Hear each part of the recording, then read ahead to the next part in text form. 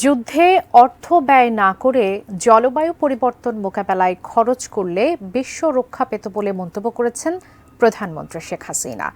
একই সঙ্গে বৈশ্বিক উষ্ণায়নের দেশের বিস্তীর্ণ অঞ্চল বিলীন হওয়ার শঙ্কা প্রকাশ করে তিনি বলেন, জলবায়ু পরিবর্তনের প্রভাবে হুমকিতে বাংলাদেশের মতো দেশগুলোর অর্থনীতি ও সার্বিক উন্নয়ন।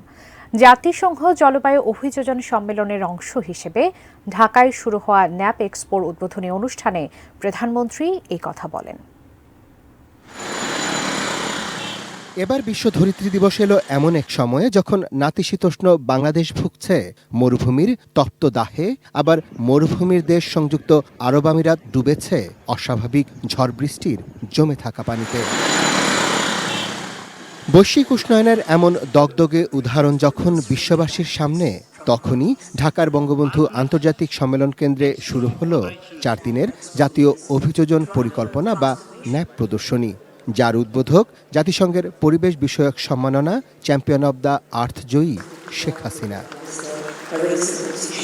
উদ্বোধনী ভাষণে প্রধানমন্ত্রী শেখ হাসিনা জানান, বৈশ্বিক কার্বন নিঃসরণে বাংলাদেশের অবদান 0.48% কম, অথচ জলবায়ু পরিবর্তনে এই দেশটিকেই বেশি ভুগতে হচ্ছে।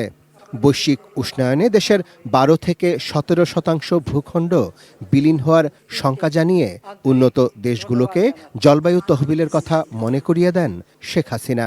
অব্যাহত বৈশ্বিক উষ্ণায়নের ফলে সমুদ্রতলের উচ্চতা বৃদ্ধি পাচ্ছে, লবণাক্ততা বৃদ্ধি পাচ্ছে।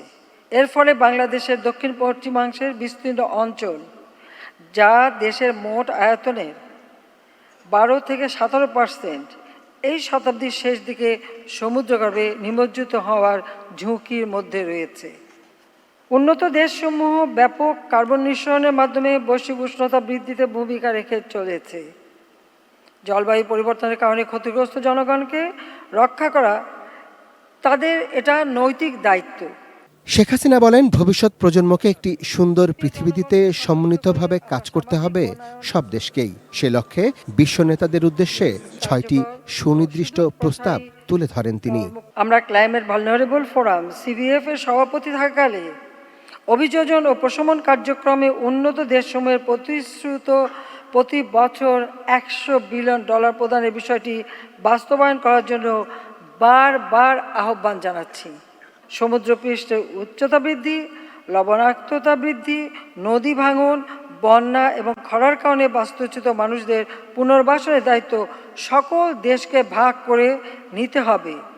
একই সঙ্গে বিশ্বব্যাপী তাপমাত্রা বৃদ্ধি 1.5 ডিগ্রি সেলসিয়াসের মধ্যে রাখার আহ্বান জানিয়ে বিশ্বজুড়ে যুদ্ধ বন্ধের আবেদন জানান শেখ হাসিনা। এই যুদ্ধে অস্ত্র এবং অর্থ ব্যয় না করে সে টাকাগুলি এই জলবায়ু পরিবর্তনে যদি ব্যয় করা হতো তো বিশ্বটা রক্ষা পেত। Arafat Siddiqui, ATN news, Dhaka.